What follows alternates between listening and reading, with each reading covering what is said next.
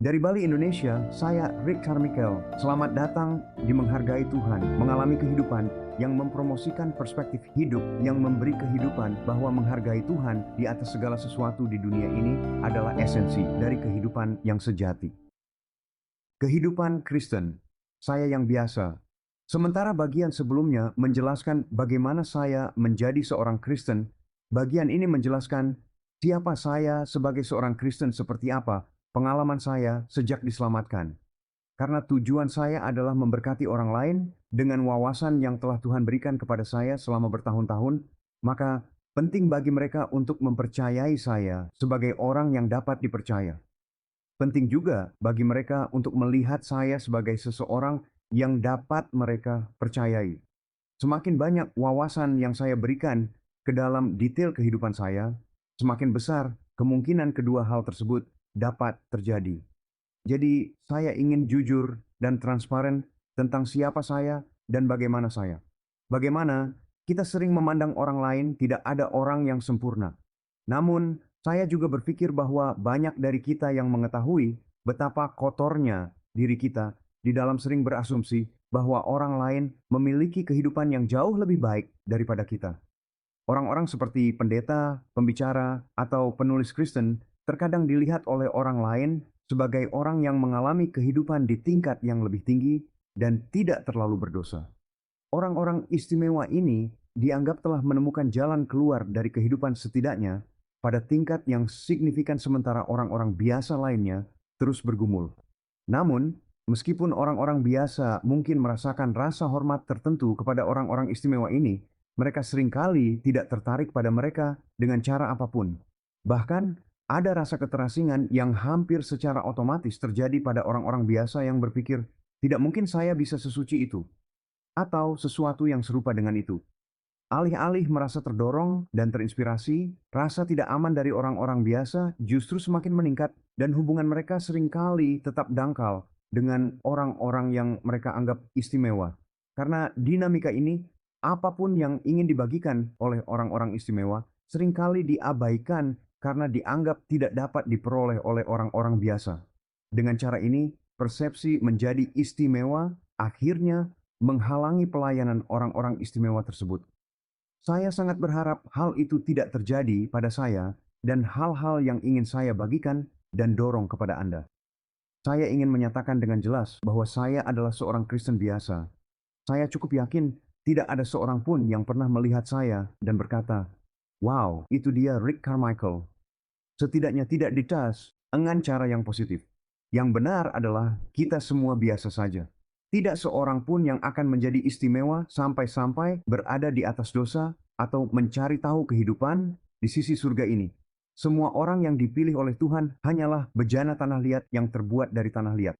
Termasuk saya, 2 Korintus 5 tetapi kami memiliki harta ini dalam bejana tanah liat, supaya kebesaran kuasa yang melampaui segala-galanya itu berasal dari Allah dan bukan dari diri kami sendiri. Upaya kita harus selalu memusatkan perhatian orang lain kepada Allah dan bukan kepada diri kita sendiri. Seperti yang dikatakan Yohanes Pembaptis, Yohanes 3:30, ia harus bertambah besar, tetapi aku harus berkurang. Mengapa saya tidak istimewa? Seperti yang telah saya sebutkan, saya telah menjadi seorang Kristen selama 50 tahun. Selama itu, saya telah mengalami banyak pasang surut dalam perjalanan rohani, saya yakini sesuai dengan pengalaman orang Kristen pada umumnya. Bagian ini dimaksudkan untuk memberikan pengakuan yang jujur dan terbuka mengenai pergumulan saya sebagai seorang Kristen, untuk menunjukkan bahwa saya tidak termasuk dalam kelompok orang Kristen yang sukses dan hampir tidak berdosa. Bagian ini juga berisi tentang kuasa Roh Kudus menggunakan firman Tuhan untuk memberikan kesadaran akan bidang-bidang dosa yang telah saya gumuli dan secara perlahan-lahan tetapi pasti mengubah hidup saya untuk menjadi lebih serupa dengan Yesus. Pergumulan saya dengan dosa, saya dibesarkan di sebuah rumah di mana ayah saya sering mengekspresikan kemarahan yang sangat besar atas keadaan yang tidak dia sukai. Melihat ekspresi kemarahan yang dicontohkan selama bertahun-tahun, secara tidak sadar saya mengadopsi keyakinan bahwa mengekspresikan perasaan marah yang kuat adalah cara yang normal untuk bertindak ketika seseorang melakukan sesuatu yang tidak Anda sukai. Saya juga menderita rasa rendah diri sebagai seorang anak yang saya coba imbangi dengan mengembangkan kesombongan yang sering diekspresikan melalui mulut yang sangat besar. Saya perlu menjadi pusat perhatian. Selain kemarahan dan kesombongan, ketika saya memasuki usia remaja, saya juga memulai pergumulan jangka panjang dengan dosa seksual. Keyakinan tentang dosa saya. Setelah saya menjadi seorang Kristen, Tuhan mulai bekerja dalam hidup saya untuk memberikan keyakinan akan keberdosaan dari ekspresi kemarahan saya yang sangat besar. Roh Kudus mengungkapkan bagaimana saya menggunakan kemarahan sebagai cara untuk mengendalikan orang lain, mencoba memaksa mereka untuk berhenti melakukan apapun yang membuat saya tersinggung. Dan hal itu hampir selalu terjadi ketika seseorang mengatakan atau melakukan sesuatu yang dalam pikiran saya berarti ada yang salah dengan saya, bahwa saya cacat dan tidak berharga.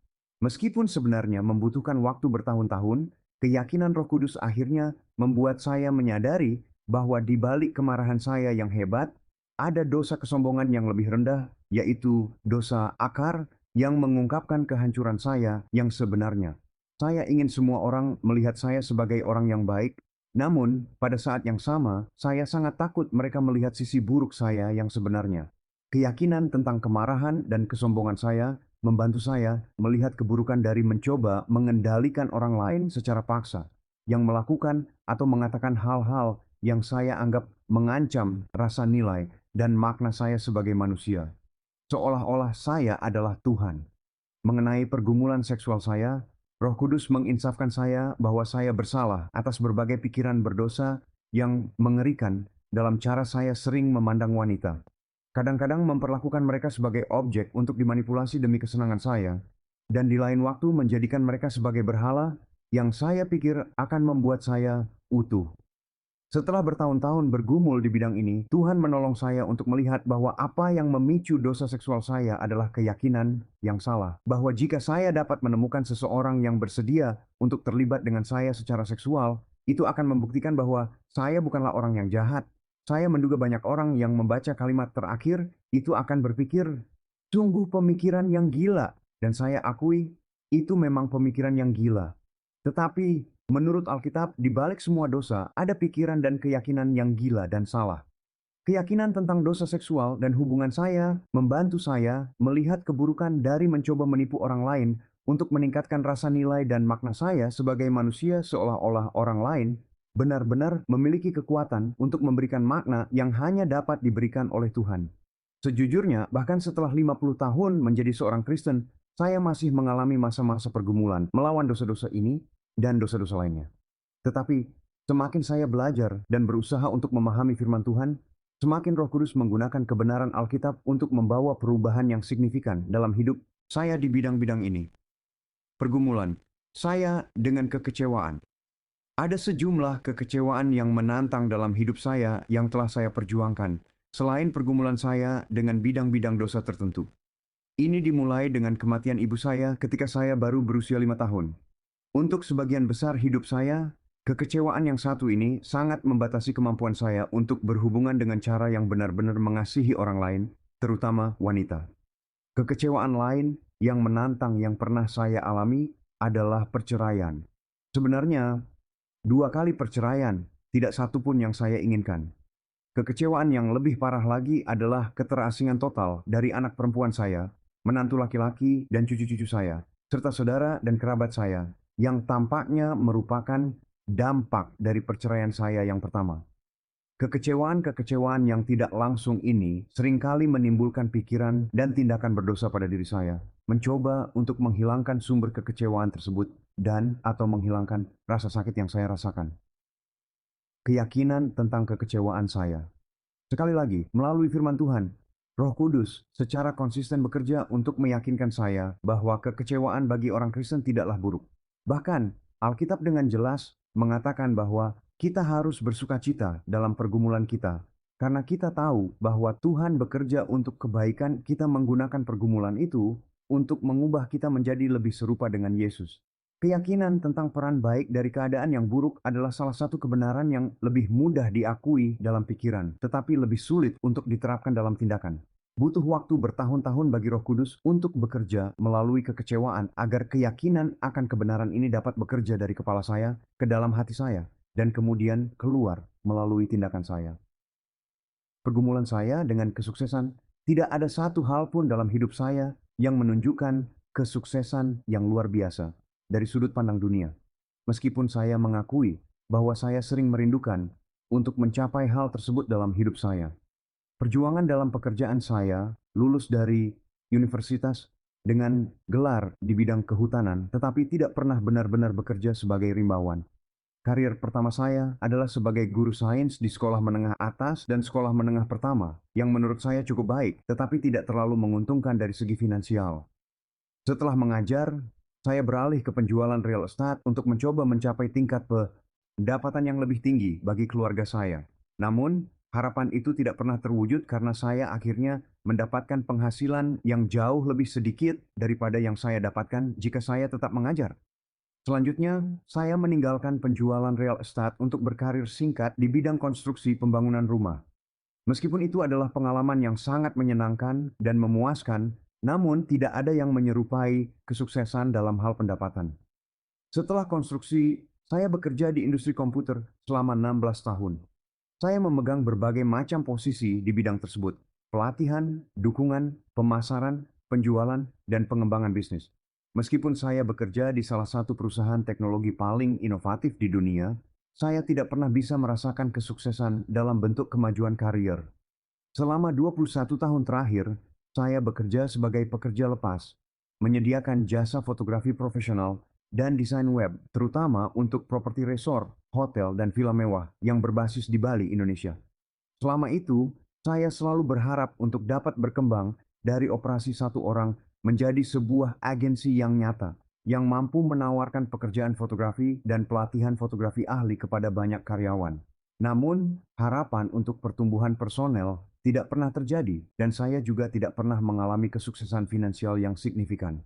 Pergumulan pelayanan. Bahkan sebagai seorang Kristen yang memiliki bakat alamiah sebagai guru dan karunia rohani untuk menasihati, saya belum mengalami apa yang orang lain anggap sebagai tanda-tanda kesuksesan rohani. Saya telah membagikan iman saya kepada Yesus sebagai juru selamat kepada banyak orang, tetapi hanya sedikit yang benar-benar menjadi seorang Kristen sebagai hasil dari kesaksian dan sharing saya. Tidak ada satupun dari pemahaman Alkitab atau kelompok sel yang saya pimpin yang mengalami pertumbuhan jumlah yang signifikan.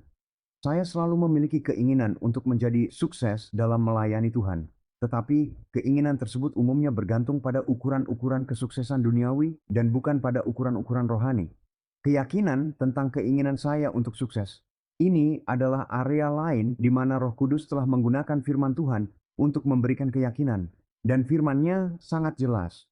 Kita tidak boleh menginginkan kesuksesan seperti yang dipromosikan oleh dunia.